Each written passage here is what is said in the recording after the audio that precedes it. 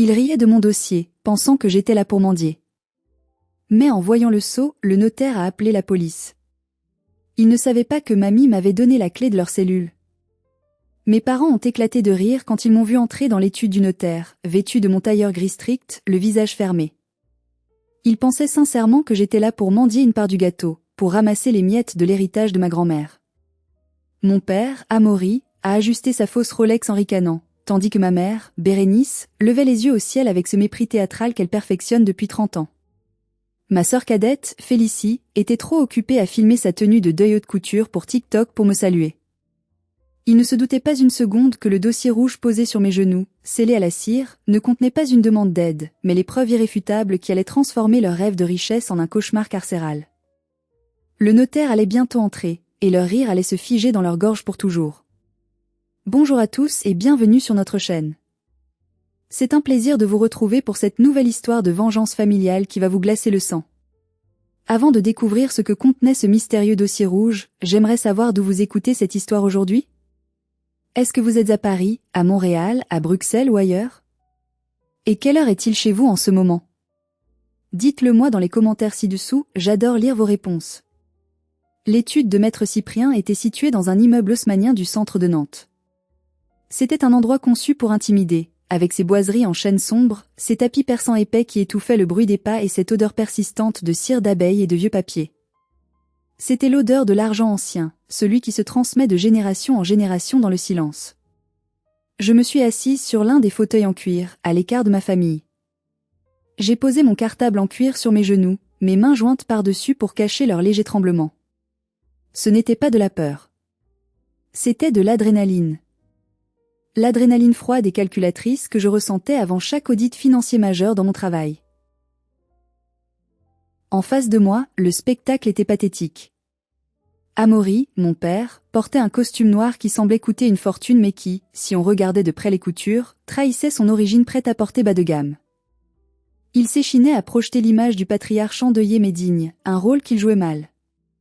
Bérénice, ma mère, était une caricature de la bourgeoise nantaise.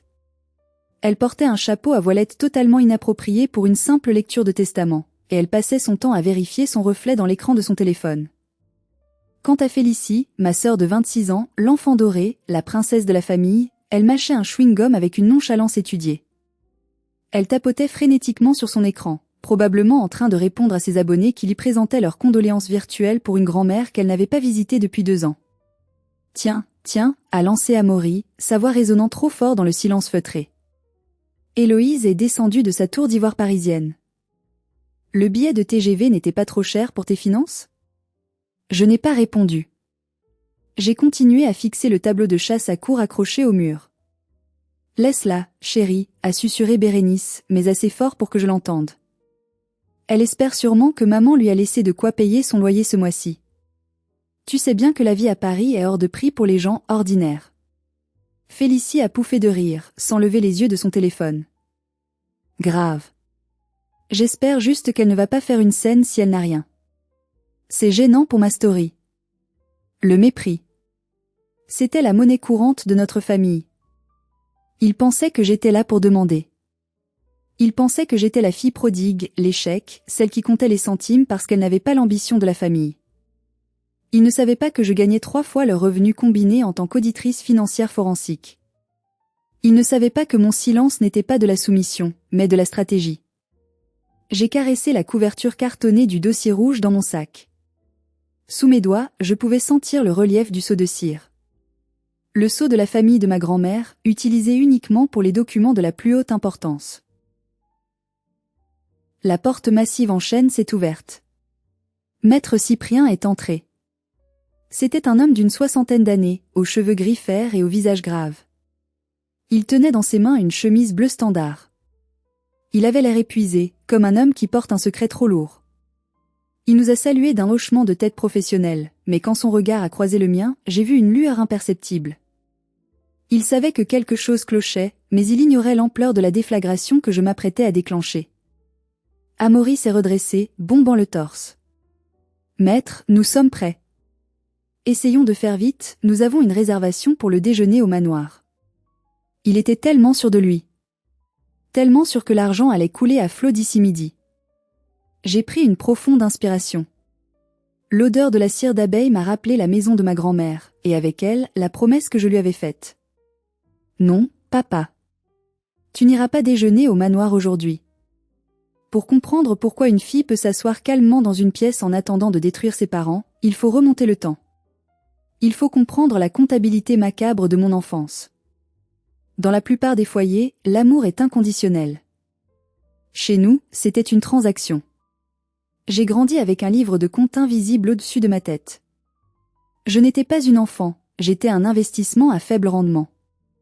Amaury et Bérénice tenaient le score de chaque euro dépensé pour mon existence. Je me souviens de mes 12 ans. C'était un mardi pluvieux de novembre. J'avais emprunté un livre de géographie à la bibliothèque de l'école et, par malheur, ma gourde avait fui dans mon sac. Le livre était ruiné. L'école réclamait 15 € pour le remplacer. 15 €. Une somme dérisoire pour la plupart des gens, mais chez nous, c'était un crime financier. Je suis rentrée à la maison, le ventre noué, les mains tremblantes, pour avouer ma faute. Amaury ne m'a pas crié dessus. Il ne m'a pas frappé. Ce qu'il a fait était bien pire. Il a sorti son petit carnet noir de sa poche de chemise. Il a noté la date et le montant. Puis, il est monté dans ma chambre. Il est redescendu avec ma boîte à musique. C'était une petite boîte en bois marqueté, peinte à la main, qui jouait la vie en rose. C'était le seul cadeau que mamie Yvette m'avait offert pour mon 10e anniversaire, le seul objet qui m'appartenait vraiment et qui avait une valeur sentimentale. Le risque doit être couvert, Héloïse, a-t-il dit d'une voix calme, presque pédagogique. Tu as causé une perte de 15 €. J'ai vendu cette boîte au brocanteur du coin pour 20 €. Cela couvre le livre et l'essence que j'ai utilisé pour y aller. C'est une leçon de responsabilité. J'ai pleuré pendant des semaines. Pas pour le livre, mais pour la cruauté froide de l'échange. Il m'avait pris mon trésor non pas parce qu'il manquait d'argent, mais pour m'apprendre que je n'avais droit à rien qui ne puisse être liquidé pour couvrir mes dettes. Le contraste avec Félicie était si flagrant qu'il en devenait comique. 4 ans plus tard, Félicie, alors âgée de 16 ans et fraîchement titulaire de la conduite accompagnée, a embouti la voiture de papa contre le portail en essayant de se garer. Le pare-choc était détruit. Coût des réparations, 800 €. J'attendais l'apocalypse. J'attendais le carnet noir. Au lieu de cela, Amaury a pris Félicie dans ses bras alors qu'elle pleurnichait des larmes de crocodile. Ce n'est que de la tôle, ma princesse, a-t-il dit doucement.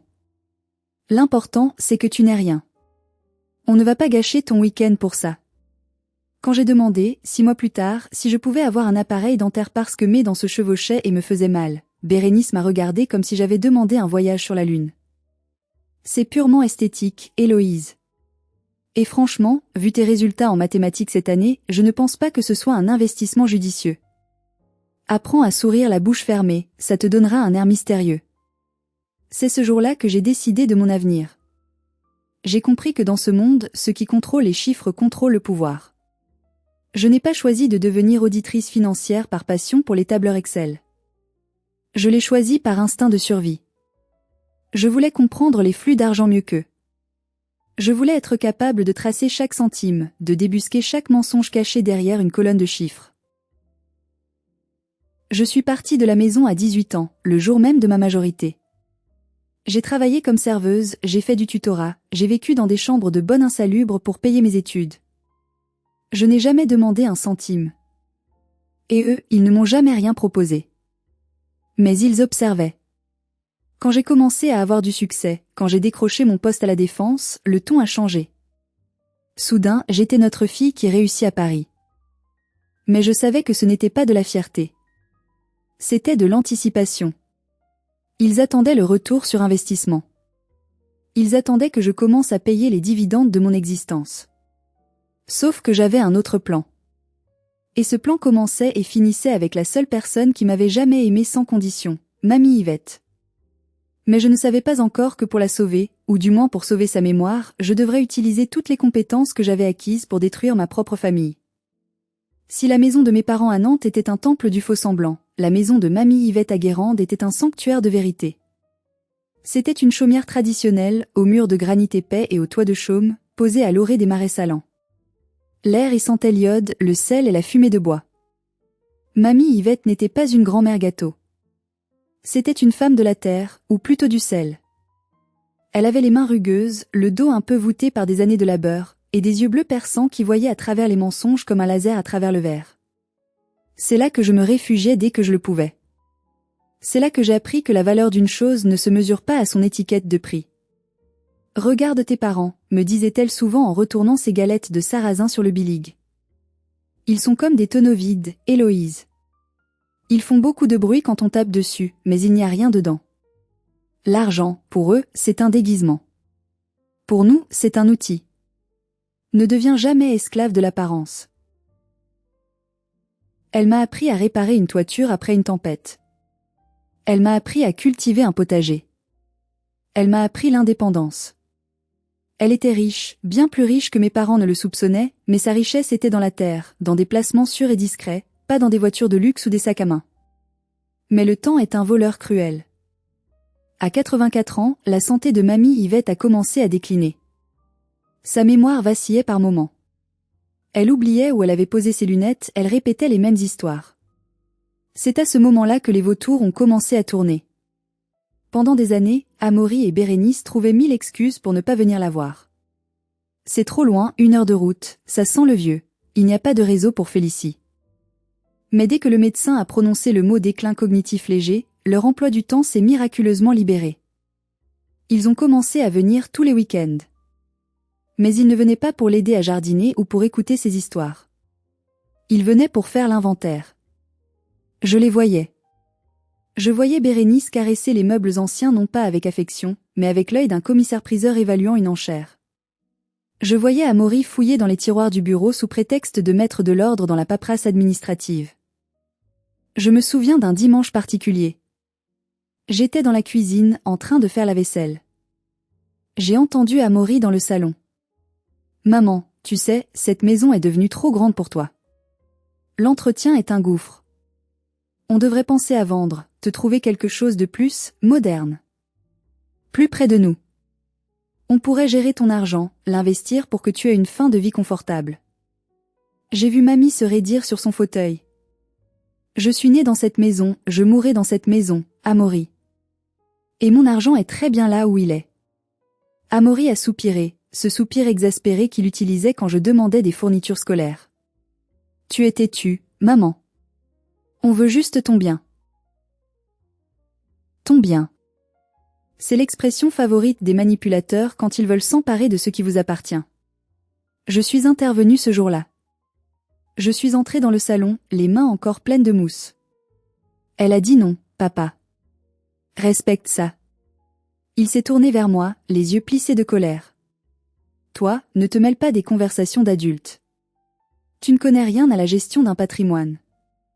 C'était ironique, venant d'un homme qui vivait à crédit, adressé à une experte en audit financier.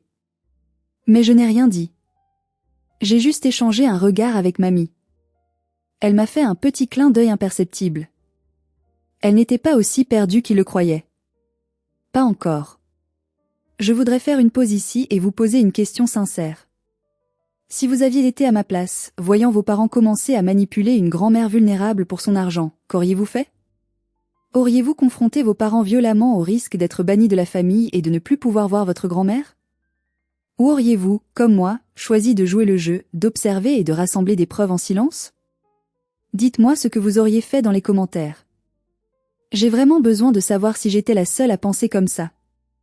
Mais la situation allait empirer. Beaucoup plus vite que je ne l'avais imaginé. 6 mois avant la lecture du testament, le drame a frappé. Mamie Yvette a fait un petit AVC. Elle a survécu, mais elle est restée affaiblie, hospitalisée pendant plusieurs semaines avant de pouvoir espérer rentrer chez elle. C'était le signal que mes parents attendaient. La barrière était tombée. La gardienne du trésor était hors combat. L'hôpital est devenu leur scène de théâtre. Bérénice, qui n'avait jamais apporté un bol de soupe à sa propre mère, arrivait désormais chaque jour avec des bouquets de fleurs gigantesques. Elle passait des heures au chevet de mamie, non pas pour lui tenir la main, mais pour poster des photos sur Facebook. Si triste de voir notre matriarche souffrir. Nous sommes là, chaque jour, à veiller sur elle. La famille est tout ce qui compte. #dévouement #amour filial. Les commentaires de ses amis pleuvaient. Quel courage, Bérénice, tu es une sainte, heureusement qu'elle vous a. J'avais envie de vomir. Un après-midi, je suis arrivée à l'hôpital à l'improviste. La porte de la chambre était entr'ouverte. J'ai entendu la voix aiguë de Félicie. Mais maman, regarde ces perles. C'est du vrai? Elles sont énormes. De toute façon, elle dort tout le temps, elle ne s'en rendra même pas compte si on les prend pour les mettre en sécurité. Ça serait dommage qu'une infirmière les vole, non? Chut, pas si fort, a répondu Bérénice. Tu as raison, c'est trop risqué de laisser ça ici. Prends le collier. On dira qu'on l'a mis au coffre si elle demande. Et ce sac Chanel vintage dans l'armoire, il prend la poussière. Il irait tellement bien avec tes chaussures pour ton shooting de demain. J'ai poussé la porte violemment. Félicie a sursauté, lâchant presque le collier de perles qu'elle était en train de détacher du cou de mamie endormie. Qu'est-ce que vous faites? Ai-je sifflé? Bérénice s'est interposée, lissant sa jupe avec une dignité feinte. Héloïse. Tu nous as fait peur. On ne t'attendait pas. On rangeait juste un peu. Ta grand-mère est si désordonnée. On sécurise ses biens. En les mettant dans le sac à main de Félicie? Oh, arrête ta paranoïa, a craché Félicie en remettant le collier, à contre-cœur, sur la table de nuit. Tu es toujours aussi jalouse. Je n'ai rien dit. J'ai juste sorti mon téléphone et pris une photo de la scène, le sac ouvert, le collier déplacé.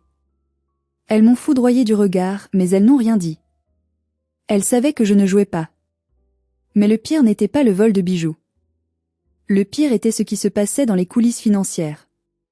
Amaury était étrangement absent de la chambre d'hôpital cet après-midi-là. Quand je l'ai appelé, il m'a dit qu'il était sur le chantier. Quel chantier? Ai-je demandé. La maison de maman, voyons. A-t-il répondu avec enthousiasme. Puisqu'elle va rentrer affaiblie, j'ai décidé de faire rénover toute la toiture et l'isolation. C'était une passoire thermique. Je supervise les travaux. C'est un gros chantier, très coûteux, mais rien n'est trop beau pour maman. J'ai raccroché, un nœud dans l'estomac. Mon père, supervisant des travaux? Lui qui ne savait pas changer une ampoule sans se plaindre? Le week-end suivant, j'ai profité d'un moment où ils étaient occupés à un déjeuner caritatif pour conduire jusqu'à Guérande. J'avais toujours mon double des clés. La maison était silencieuse et froide. J'ai levé les yeux vers le toit. Les mêmes tuiles couvertes de lichen. La même mousse verte. J'ai fait le tour de la maison. Aucune trace d'échafaudage. Aucune trace de matériaux de construction. Pas le moindre camion. Rien. Je suis entrée. L'intérieur était glacé. Le thermostat était réglé sur hors-gel. Si des travaux d'isolation étaient en cours, il y aurait des traces, de la poussière, des outils. Il n'y avait que le silence et la poussière de l'abandon. Sur la table de la cuisine, une pile de courriers non ouverts. Et au milieu, un prospectus brillant pour une entreprise, Rénove-toi 44, spécialiste rénovation et isolation.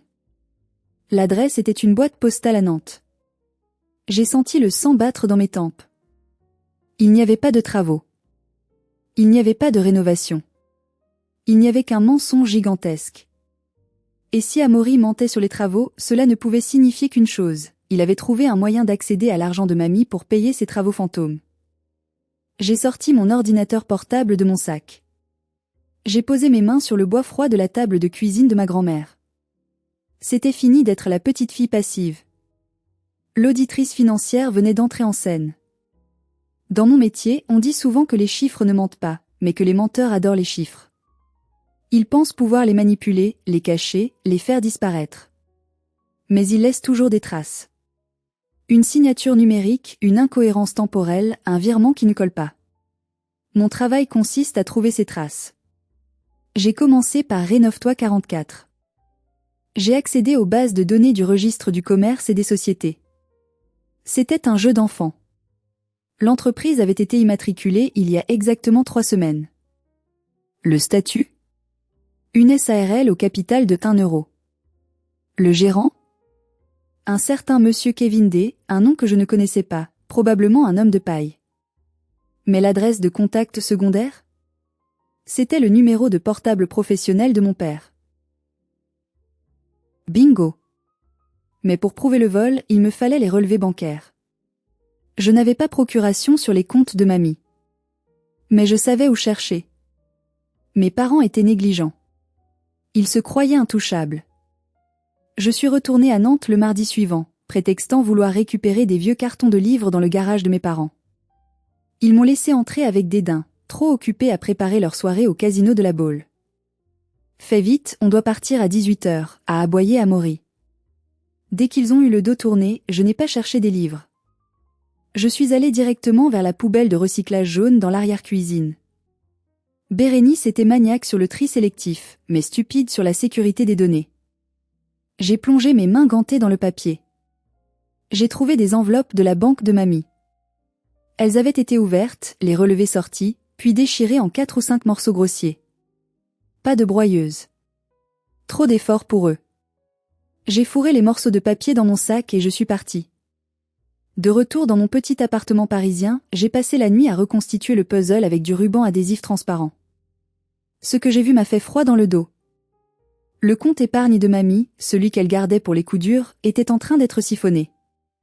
12 octobre, virement vers Rénove-toi 44 à compte travaux, 15 000 € 25 octobre, virement vers Rénove-toi 44, matériaux toiture, 22 500 € 2 novembre, virement vers Rénove-toi 44, avance main d'œuvre, 18 000 € 15 novembre, retrait espèces, guichet, 2 000 € en moins de 2 mois, 142 000 € avaient disparu.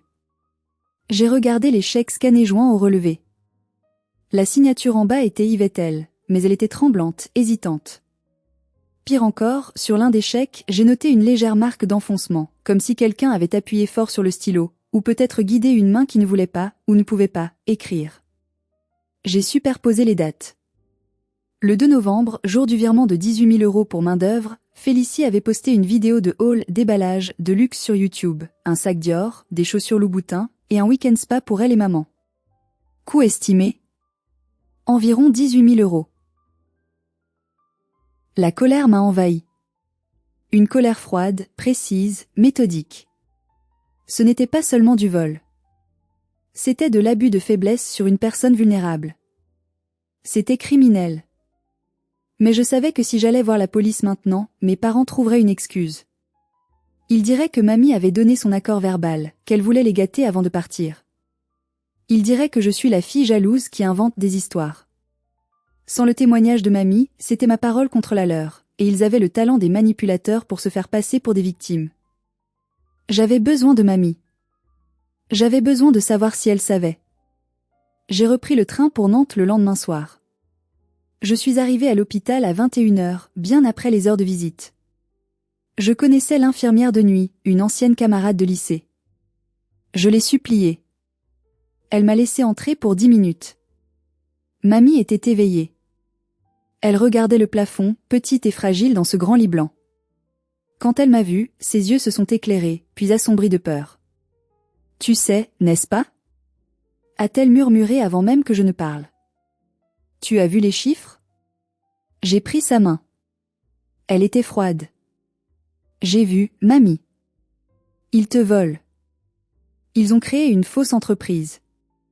Une larme a coulé sur sa joue ridée. Je sais. Ils m'ont fait signer. Ils m'ont dit que c'était pour des papiers d'assurance. Mais j'ai vu le montant. J'ai essayé de retirer ma main, mais Amaury, il a serré mes doigts autour du stylo. Son propre fils, je vais aller à la police, ai-je dit en me levant. Je vais les arrêter. Non ? A-t-elle dit avec une force surprenante, me serrant le poignet. Pas maintenant. Si tu fais ça maintenant, ils vont nier, ils vont traîner ça en longueur, ils vont m'épuiser. Je ne veux pas passer mes derniers jours dans un commissariat. Alors quoi ? On les laisse faire ? Mamie a tourné la tête vers sa table de nuit. Ouvre le tiroir. Au fond, sous les compresses. Il y a un petit ours en peluche. J'ai sorti l'ours. Il était vieux, usé. Dans le dos. Il y a une couture. Ouvre-la. J'ai tiré sur un fil qui dépassait. À l'intérieur du rembourrage, mes doigts ont touché du métal froid. Une petite clé. C'est la clé du coffre, a chuchoté mamie. Pas celui du bureau. Celui sous la dalle du cellier, à la maison. Ton père ne l'a jamais trouvé car il a peur des araignées et ne descend jamais à la cave. Va là-bas. Prends le dossier rouge. Tout est dedans. J'ai tout noté. J'ai enregistré.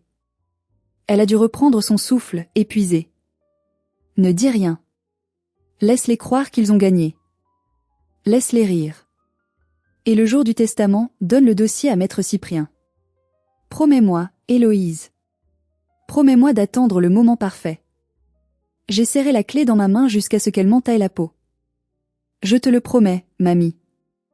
Je suis sortie de l'hôpital comme une ombre. Cette nuit-là, je n'ai pas dormi. J'ai conduit directement à Guérande. La maison était plongée dans l'obscurité. J'ai ouvert la porte avec précaution, bien que je sache que mes parents étaient à 50 kilomètres de là, probablement en train de dormir du sommeil des justes ou plutôt des riches impunis. Je suis descendue au cellier. L'odeur de terre battue et de vin vieux m'a accueillie. J'ai trouvé la dalle dont mamie m'avait parlé, celle sous l'étagère à confiture. J'ai dû utiliser un tournevis pour la soulever. En dessous, il y avait un petit coffre-fort ignifugé. La clé de l'ours en peluche a tourné dans la serrure avec un déclic satisfaisant. À l'intérieur, il n'y avait pas de lingots d'or, ni de bijoux. Il y avait quelque chose de bien plus dangereux pour mes parents. Il y avait un petit dictaphone numérique. Et il y avait le dossier rouge. J'ai sorti le dossier. Il était épais. Sur la couverture, un seau de cire rouge avec l'emblème de la famille de mamie, un vieux symbole breton. Et une note manuscrite collée dessus, pour maître Cyprien. À n'ouvrir qu'en cas de litige ou d'injustice flagrante. J'ai hésité, puis j'ai allumé le dictaphone. La voix de mon père a rempli la cave froide. Allez maman, signe.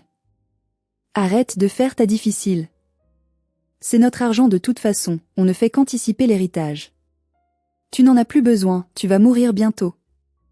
Signe ou je jure que je ne paie plus ta chambre particulière et je te mets en salle commune. Puis la voix de ma mère, laisse tomber, Amaury, prends sa main. Voilà. Fais le gribouillis. C'est bon. On a le chèque. On peut réserver la croisière. J'ai éteint l'appareil. Mes mains tremblaient de rage. J'avais envie de vomir. Tu vas mourir bientôt. C'est ce qu'il avait dit à sa propre mère. J'ai mis le dictaphone dans le dossier. J'ai pris des photos de chaque page du journal intime de mamie qui se trouvait aussi dans le coffre, où elle décrivait jour après jour leurs visites, leurs pressions, leurs vols mesquins. Je suis rentrée à Paris au petit matin. Les semaines qui ont suivi ont été une torture. Mamie est décédée un mois plus tard. J'ai dû jouer le rôle de la petite fille en deuil mais distante, tandis que mes parents jouaient les veuves éplorées. L'enterrement a été le sommet de leur hypocrisie. Il pleuvait des cordes à Nantes ce jour-là. Amaury a lu un éloge funèbre qu'il avait probablement copié sur Internet, parlant de l'amour inconditionnel et du sacrifice. Bérénice pleurait dans un mouchoir en dentelle, s'assurant que tout le monde voyait bien sa douleur. Au cimetière, Félicie s'est approchée de moi. Elle portait le collier de perles. Celui qu'elle avait essayé de voler à l'hôpital. C'est mamie qui me l'a donné, a-t-elle menti sans ciller quand elle a vu mon regard. Elle a dit qu'il irait mieux sur un coup jeune. Lors de la réception après les funérailles, j'ai entendu Bérénice parler à une tante éloignée. Oh, Héloïse? Elle est là, dans un coin. Tu sais, elle est si froide. Elle n'a même pas pleuré. Je crois qu'elle est juste venue pour voir s'il y avait un chèque pour elle. C'est triste d'être aussi matérialiste à son âge. J'ai bu mon café noir. J'ai avalé l'insulte comme j'avais avalé toutes les autres depuis mon enfance. Profitez bien, ai-je pensé. Profitez de vos petits fours et de vos mensonges. C'est votre dernier repas en paix. Et maintenant, nous y voilà. De retour dans le bureau du notaire. Le moment que mamie avait orchestré. Maître Cyprien s'est assis derrière son bureau massif. Il a chaussé ses lunettes à demi-lune et a ouvert la chemise bleue qu'il tenait. C'était le testament officiel, celui déposé il y a 5 ans, avant que la démence et la cupidité ne s'en mêlent. Mesdames, monsieur, a-t-il commencé d'une voix monotone. Je vais procéder à la lecture des dernières volontés de Madame Yvettel. Il a lu les formalités d'usage. Puis il est arrivé à la répartition des biens. À mon fils unique, Amaury, et à son épouse Bérénice, je lègue la propriété de Guérande ainsi que l'intégralité de mes comptes bancaires et portefeuilles d'actions, sous réserve des droits de succession en vigueur. Amaury a poussé un soupir de soulagement sonore. Il a tapoté la main de Bérénice. J'ai vu un sourire victorieux se dessiner sur leurs lèvres. Ils avaient gagné. La maison, l'argent, tout était à eux. Ils faisaient déjà le calcul mental de la valeur immobilière. À ma petite fille Félicie, a continué le notaire, je lègue l'intégralité de mes bijoux et effets personnels, afin qu'elle puisse briller comme elle a toujours souhaité. Félicie a fait un petit cri de joie étouffé. Yes! Je savais qu'elle m'aimait plus, a-t-elle chuchoté à sa mère. Puis, maître Cyprien a marqué une pause. Il a tourné la page. Il a semblé hésiter, mal à l'aise. Il a regardé par-dessus ses lunettes en ma direction. Concernant ma petite fille aînée, Héloïse. Le silence dans la pièce était total. On aurait pu entendre une mouche voler. Mes parents se sont tournés vers moi, leur visage affichant un mélange de curiosité et de moquerie anticipée. Je lègue la somme de 5 000 €, 5 000 €. Amaury a éclaté de rire. Un rire bref, aboyant. Bérénice a mis sa main devant sa bouche pour cacher un sourire cruel. Mais le notaire n'avait pas fini. Il y a un codicile manuscrit ajouté l'année dernière, a-t-il précisé. Je cite, « Cette somme devrait suffire à couvrir les frais de déplacement pour venir à mon enterrement, et peut-être acheter un livre sur la gratitude. C'est tout ce que je laisse à une enfant qui a choisi de s'éloigner de sa famille. » Je savais que ces mots n'étaient pas de mamie. C'était la dictée d'Amaury. C'était sa vengeance finale pour mon indépendance. C'est généreux de sa part, a ricané Félicie. 5 000 balles pour un billet de train, c'est rentable. Tu vas pouvoir t'acheter des nouvelles chaussures, Héloïse, celles-là font vraiment pitié. Amaury s'est penché vers moi, son visage rouge de satisfaction. Tu vois, ma fille. La loyauté paie. L'indifférence coûte cher. C'est la leçon finale. Tu peux partir maintenant si tu veux, on a des papiers à signer. Il riait. Ils se congratulaient. Ils étaient au sommet du monde. J'ai pris une lente inspiration. J'ai repensé à la main froide de mamie dans la mienne à l'hôpital. J'ai repensé à la boîte à musique vendue pour 20 €. Je me suis levée. Je ne pars pas, ai-je dit. Ma voix était calme, mais elle a tranché l'air comme une lame de rasoir. Amaury a froncé les sourcils. Quoi? Ne sois pas mauvaise perdante. Prends ton chèque et va-t'en. J'ai ouvert mon cartable. J'ai sorti le dossier rouge. Je l'ai posé doucement sur le bureau en acajou de maître Cyprien. Le bruit lourd du dossier atterrissant sur le bois a fait taire les rires. Mamie Yvette m'a laissé autre chose, ai-je dit en regardant le notaire droit dans les yeux. Elle m'a dit de vous remettre ceci si, et seulement si, mes parents acceptaient le testament précédent sans montrer le moindre remords. J'ai pointé du doigt le sceau de cire rouge. Elle a dit que vous sauriez ce que signifie ce sceau, maître. Maître Cyprien a fixé le dossier comme s'il s'agissait d'une bombe à retardement. Et d'une certaine manière, c'en était une. Il a tendu une main hésitante vers le sceau de cire. Je l'ai vu reconnaître l'emblème. J'ai vu ses pupilles se dilater. Le protocole rouge, a-t-il murmuré pour lui-même. Je pensais qu'elle n'oserait jamais. Qu'est-ce que c'est que ça? A aboyé Amaury, sentant soudain que l'atmosphère avait changé. Un autre testament? Elle ne pouvait pas écrire, elle tremblait trop. Tout ce qui est là-dedans est faux. Maître Cyprien n'a pas répondu. Il a brisé le seau de cire. Le craquement sec a résonné comme un coup de feu. Il a ouvert le dossier. Il a lu la première page. C'était la lettre manuscrite de mamie, écrite des mois avant son AVC, quand elle était encore en pleine possession de ses moyens, authentifiée par un autre notaire dans une ville voisine pour éviter les fuites. La couleur a quitté le visage de maître Cyprien. Il est passé du rose de la bonne santé au gris cendré en l'espace de 10 secondes. Il a tourné la page. Il a vu les relevés bancaires reconstitués. Il a vu les photos du faux chantier. Il a vu la transcription des enregistrements audio. Ses mains ont commencé à trembler. Il a levé les yeux vers Amaury et Bérénice. Ce n'était plus le regard d'un notaire de famille bienveillant. C'était le regard d'un homme de loi face à un crime. Monsieur et Madame L, a-t-il dit, sa voix étranglée. Je suspends immédiatement cette séance de lecture. Vous suspendez? A crié Bérénice. De quel droit? Nous sommes les héritiers. Plus maintenant, a dit Cyprien froidement. Il a appuyé sur un bouton de son interphone. Nicole? Appelez la gendarmerie. Demandez le service des fraudes financières. Et faites entrer le vigile. Personne ne sort de ce bureau. La gendarmerie? Amaury s'est levé, renversant sa chaise. Vous êtes fou. C'est cette petite garce qui a monté ça, n'est-ce pas? Héloïse. Qu'est-ce que tu as mis dans ce dossier? Des mensonges? Je suis restée assise, impassible. J'y ai mis la vérité, papa. J'y ai mis Rénove-toi 44. J'y ai mis les 142 000 euros. Et j'y ai mis ta voix, enregistrée le soir où tu as tordu les doigts de mamie pour lui faire signer ce chèque. Amaury s'est figé. Sa bouche s'est ouverte, mais aucun son n'en est sorti. Bérénice a porté la main à sa gorge, agrippant son collier de perles. Félicie a cessé de mâcher son chewing-gum, ses yeux écarquillés passant de son père à moi. Ce dossier, a continué maître Cyprien en refermant la chemise rouge, contient des preuves prima facie de recel successoral, d'abus de faiblesse sur personnes vulnérables et de faux et usage de faux. Il s'est levé, dominant la pièce de toute sa hauteur. En droit français, le recel successoral est puni très sévèrement. Non seulement vous allez devoir restituer tout ce que vous avez volé, mais vous perdez automatiquement tout droit d'héritage sur les sommes détournées. Et compte tenu de l'ampleur de la fraude, je crains que vous ne perdiez bien plus que de l'argent. C'est un malentendu. A couiné Bérénice, les larmes, vraies, cette fois, commençant à couler. Amaury m'a dit que c'était légal. Il a dit que c'était une avance sur héritage.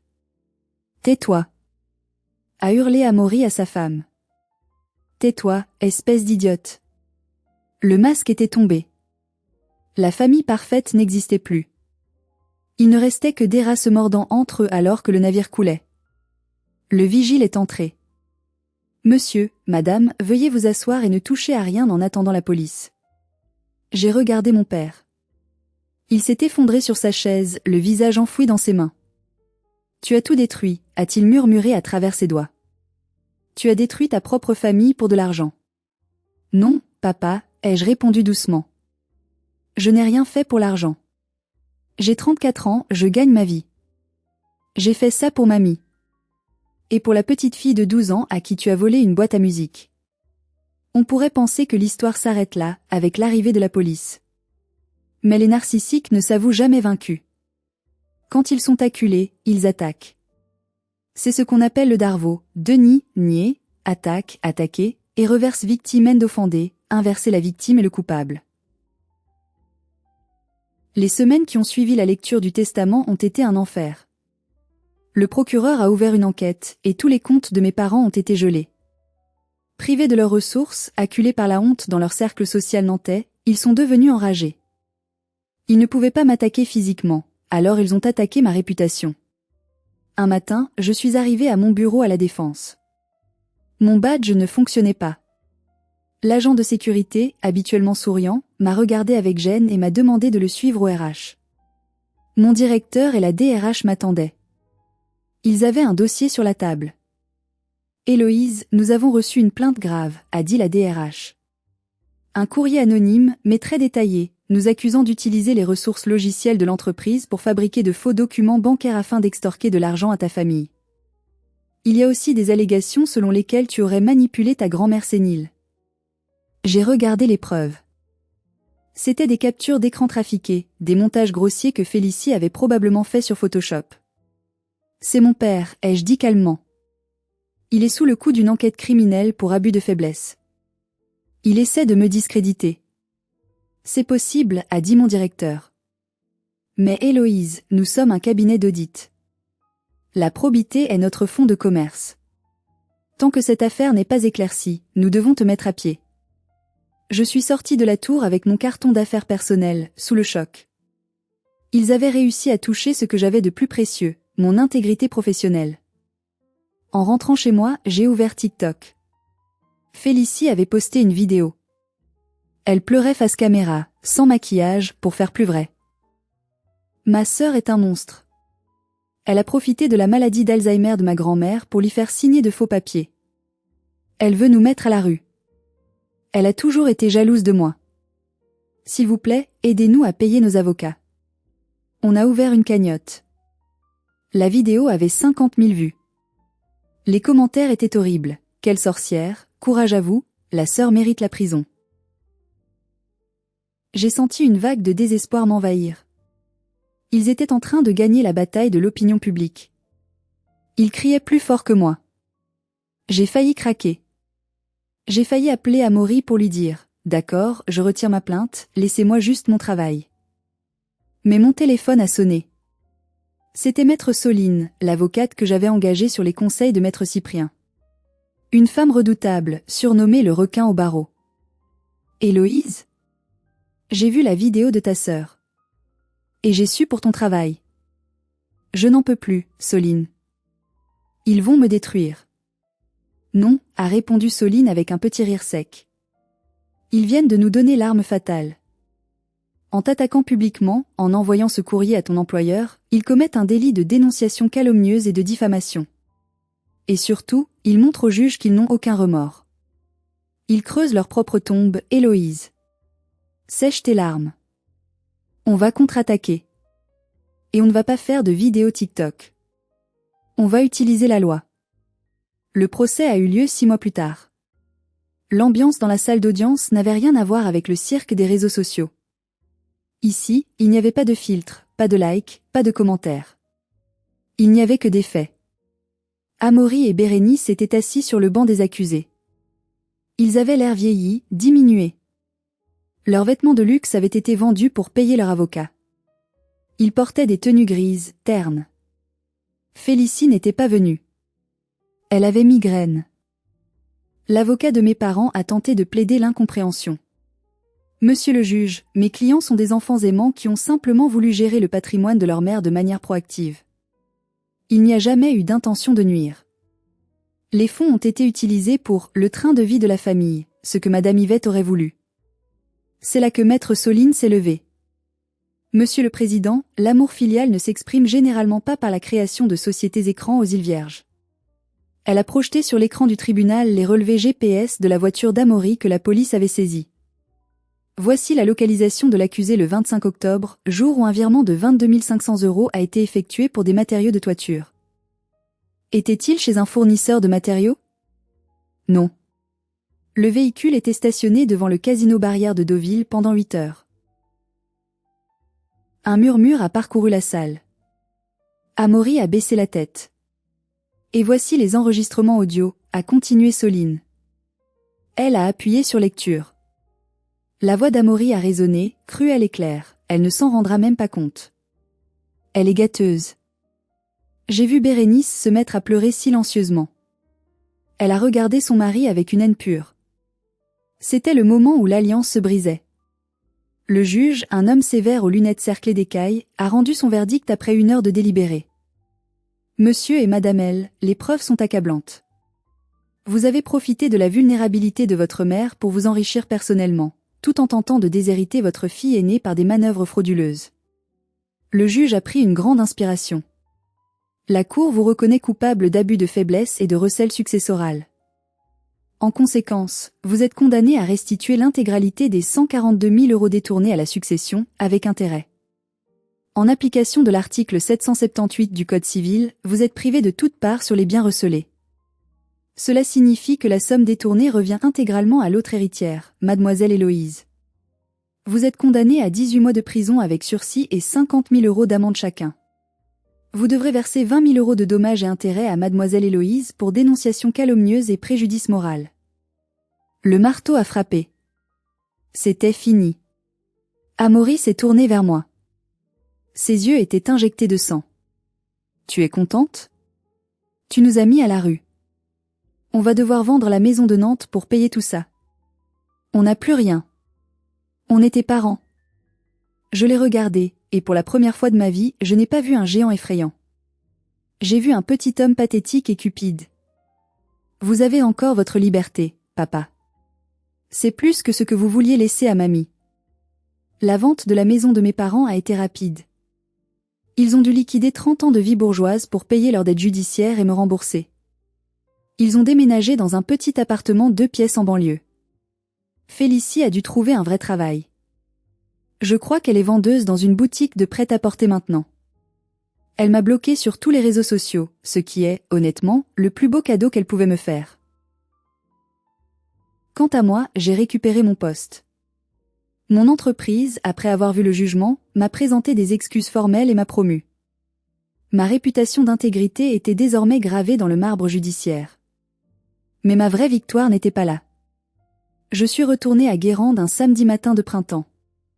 La maison de mamie m'appartenait désormais officiellement. J'ai garé ma voiture devant le portail en bois. J'ai engagé une vraie entreprise de couverture. Les échafaudages étaient déjà là. Le toit allait enfin être réparé. Je suis entrée dans la cuisine. Elle était vide, silencieuse, mais elle ne semblait plus triste. J'ai ouvert les volets. La lumière du soleil a inondé la pièce, faisant danser la poussière. J'ai ouvert le carton que le notaire m'avait remis après le procès. C'était le legs officiel du testament. Le service a été ébréché. J'ai sorti une tasse. Elle était fêlée, la peinture était passée. Pour mes parents, c'était un déchet. Pour moi, c'était le souvenir des chocolats chauds que mamie me préparait quand je revenais tremper des marais.